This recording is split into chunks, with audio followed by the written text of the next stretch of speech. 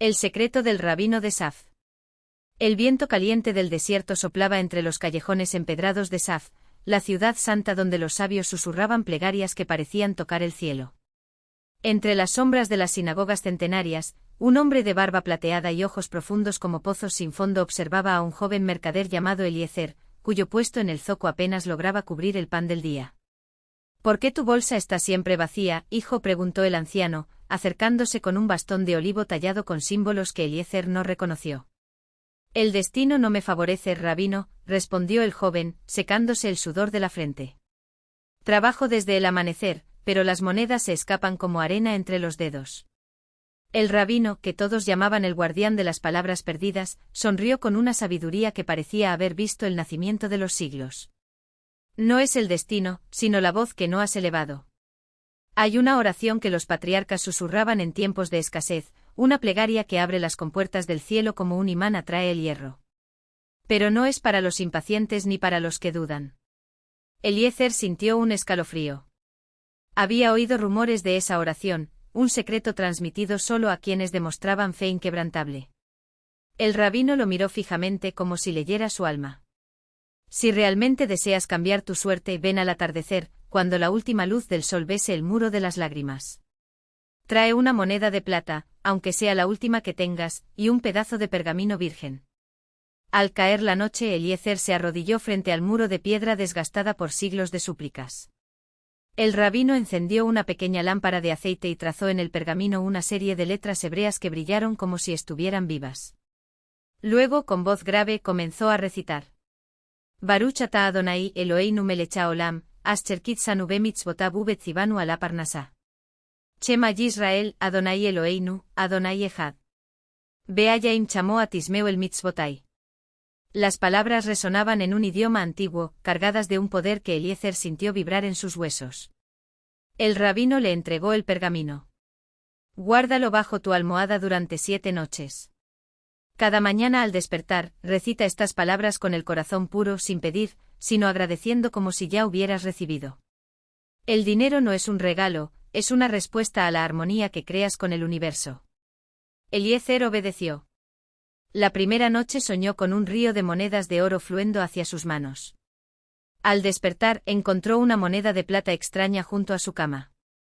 La segunda noche un comerciante persa llegó a su puesto y le ofreció el doble por sus mercancías sin regatear. Al séptimo día un mensajero del palacio del gobernador llegó con una orden. El visir buscaba a un hombre honesto para administrar sus almacenes de especias. Años después, cuando Eliezer ya era un mercader próspero, el rabino de Saf lo visitó en su casa de Jerusalén. El joven, ahora con túnicas de seda, le ofreció oro y joyas, pero el anciano solo aceptó un vaso de agua fresca. ¿Fue la oración?, preguntó Eliezer, ansioso. ¿Fue ese el poder que cambió mi vida? El rabino bebió lentamente como si saboreara cada gota. La oración fue solo la llave. La puerta la abriste tú cuando dejaste de mendigar y comenzaste a actuar como quien ya era rico en espíritu. El dinero sigue a la energía, no a la necesidad. Y tú, hijo, aprendiste a vibrar en la frecuencia de la abundancia. Antes de irse, el anciano dejó sobre la mesa un pequeño pergamino enrollado. Eliezer lo desenrolló y reconoció los mismos símbolos brillantes de aquella noche en Saf. Bajo ellos, escrito con tinta que nunca se secaba, decía: quien recita esto con fe verdadera no atrae dinero, sino la sabiduría para multiplicarlo. Porque la riqueza no es lo que llenas tus bolsillos, sino lo que llenas tu alma. Y desde entonces, cada vez que Eliezer veía a un pobre desesperado, no le daba monedas, sino que le susurraba al oído las palabras del rabino, y esperaba a que el universo hiciera el resto. El legado del pergamino. Los años pasaron, y el nombre de Eliezer se convirtió en leyenda en los mercados de Jerusalén, en las sinagogas de Marrakech y hasta en los puertos de Constantinopla. No por su fortuna, que nunca fue ostentosa, sino por la forma en que la abundancia parecía seguir a quienes cruzaban su camino. Los mendigos que antes extendían sus manos vacías ahora levantaban talleres, regateaban con mercaderes o enseñaban a otros lo que el rabino de Saf les había revelado. Algunos decían que Eliezer era un Baal Shem, un maestro de nombres sagrados, otros, que simplemente había descubierto el secreto que todos buscaban: la riqueza no es un tesoro, sino un estado del alma. Pero el universo, en su sabiduría, no permite que los dones circulen sin prueba.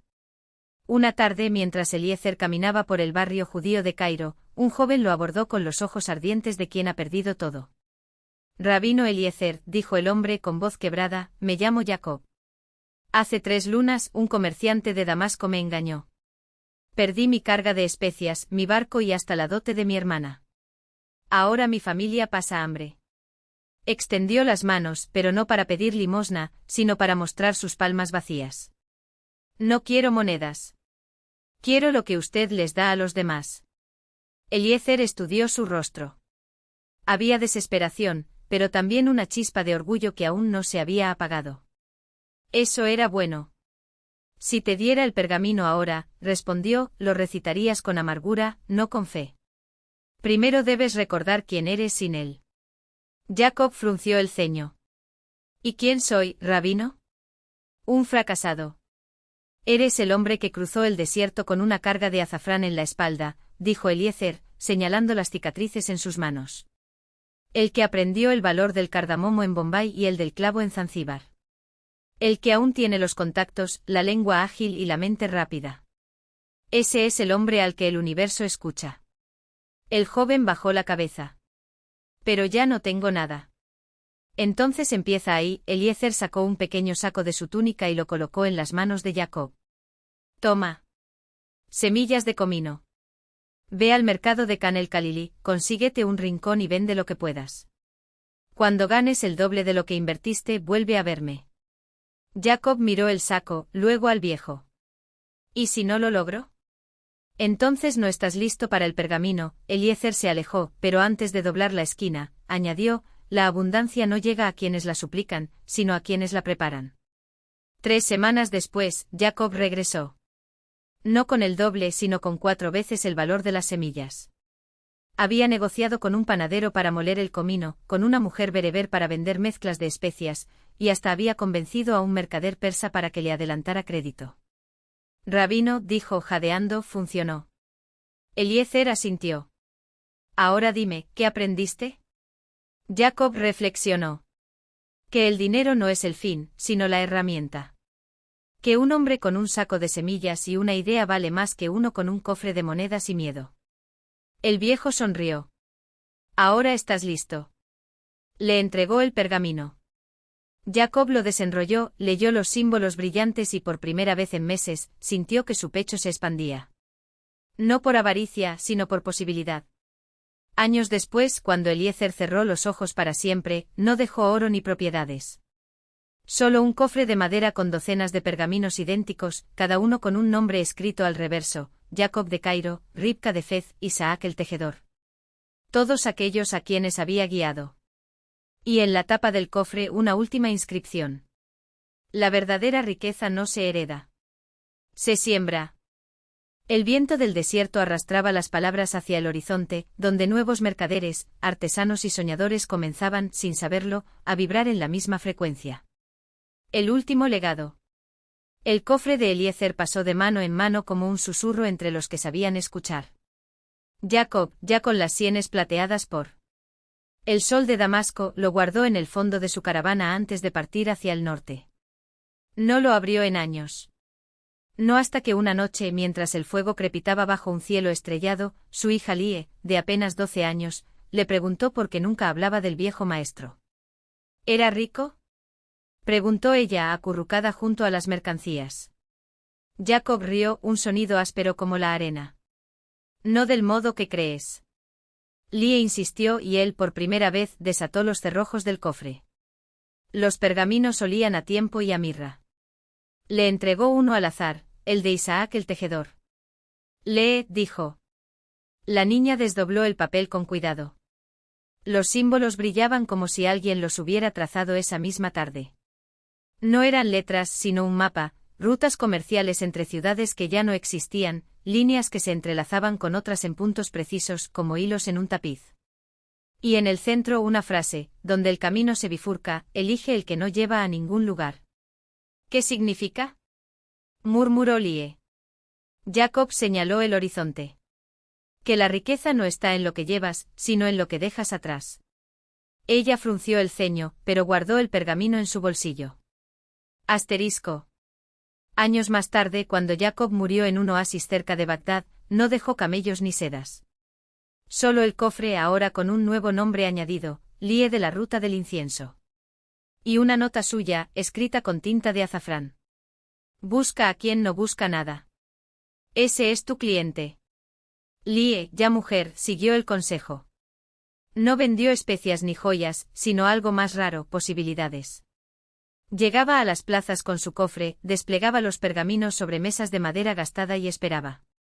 Los mercaderes ambiciosos pasaban de largo, los desesperados intentaban robarlos. Pero de vez en cuando alguien se detenía, tocaba el papel con dedos temblorosos y preguntaba: «¿Esto es para mí?». Y Lie sonreía porque reconocía el brillo en sus ojos, el mismo que había visto en los de su padre, en los de Eliezer, en los de todos aquellos que entendían que un mapa sin destino era el único tesoro que no podía agotarse. Asterisco. El último pergamino se escribió en un pueblo costero, donde el mar devoraba las dunas. Un niño llamado Ari el sin nombre lo recibió de manos de una anciana que olía a sal y a menta. El papel estaba en blanco. ¿Dónde está el mapa?, preguntó decepcionado. La anciana le cerró los dedos alrededor del pergamino vacío. Ahí, dijo. Cuando dejes de buscarlo. Ari guardó el papel en su pecho y partió. No hacia el este ni hacia el oeste, sino hacia adentro, donde todos los caminos comienzan. Y así el cofre siguió su viaje, ligero como el polvo, eterno como la sed. Porque la verdadera riqueza no se hereda, ni se compra, ni se esconde bajo llave. Se siembra. Y el desierto, que lo sabe todo, susurra los nombres de los próximos cuando el viento sopla en la dirección correcta. El pergamino en blanco. Ari caminó durante días, el pergamino quemándole el pecho como una brasita bajo la túnica. Al principio lo sacaba cada noche, lo desdoblaba bajo la luna, esperando que las líneas del mapa aparecieran por arte de magia. Pero el papel seguía impecable, liso como la piel de un huevo. Con el tiempo dejó de mirarlo. Aprendió a escuchar en cambio, el crujir de los arbustos bajo las patas de los zorros, el susurro de las dunas cambiando de forma, el silencio que precedía a las tormentas. En un oasis donde el agua sabía a hierro, conoció a Lira, una mujer que tejía cestos con raíces de palmera. Tenía las manos marcadas por espinas y una cicatriz en forma de media luna sobre la ceja. ¿Qué buscas, niño sin nombre?, le preguntó mientras le ofrecía un vaso de leche de camella agria. Ahora no lo sé, confesó Ari, sorprendido de sí mismo. Antes buscaba un tesoro. Ahora busco porque no lo encuentro. Lira rió, un sonido áspero como el roce de dos piedras. El desierto no esconde tesoros. Los revela. Pero solo a quienes dejan de cavar. Esa noche Ari soñó con un árbol. No uno cualquiera, un baobab enorme con raíces que se hundían en las entrañas de la tierra y ramas que rozaban las nubes. En su tronco una grieta en forma de boca susurraba: «Plántame». Al despertar, el pergamino ya no estaba bajo su túnica. En su lugar encontró una semilla negra, del tamaño de una uña, con vetas doradas que brillaban como filones de metal. No preguntó de dónde había salido. Sabía.